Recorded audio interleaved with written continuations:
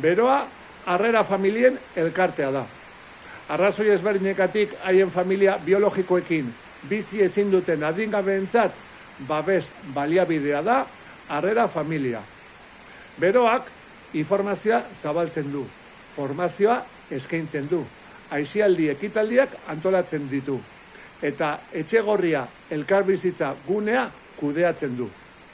Baliabide guzti hauen helburua da, harrera prozesuetan dauden adingabei eta haien familiei babesa eta laguntza eskaintzea. Orain ikusiko duzuen mikrodokumentala Beroa elkartearena da.